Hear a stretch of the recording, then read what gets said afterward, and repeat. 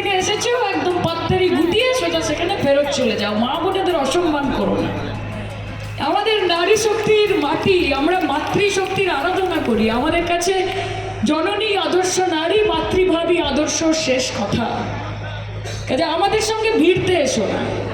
তোমরা শ্রীরামের পুজো করো, আর শ্রীরাম মা দুর্গার পূজা করেন, যিনি আমাদের মাটির। কাকে কি বোঝাচ্ছেন আপনারা?